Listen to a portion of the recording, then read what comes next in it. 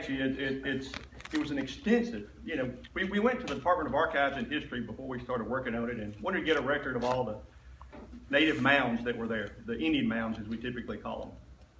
I think there were 2. We found over 13 more, and very significant in size. When the archaeological work is done and it's publicly announced, it'll be one of the most significant finds of Native American artifacts and resources in the southeast U.S. in the past 50 years. So it's an extremely, extremely rich area from a standpoint of Native Americans. Talking about the mussels, certainly there was rich in food. Mussels were used for what?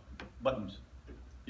So there's a lot of things there, and they were it was a narrow floodplain, so they had very close access to water. They didn't have to haul water. They had very close access to fish and game and whatnot they were trying to hunt. Fernando de Soto, in the mid-1500s, crossed the Buttahatchie River. And if you got back to, I'm going to keep picking on Granville's slide, if you think back in about immediately before 1835, which is when the Purvis Grange really started, the Chickasaws seceded this particular area of Mississippi to the U.S. around 1800. Hinds County, if you flew into Jackson, you actually flew into Rankin. Our capital is in Hinds County. This particular county here is a very, very old county in the state.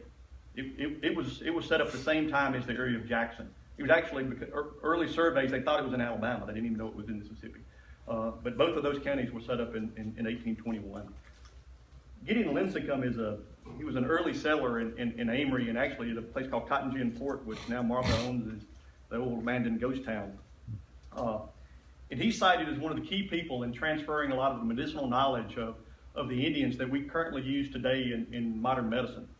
He was certainly a renowned naturalist and corresponded a lot with Darwin and contributed greatly to the plant and animal collections that we see today in the Smithsonian. So a pretty phenomenal individual. He eventually moved on to Texas, where identified a lot of insect species that had never been found before.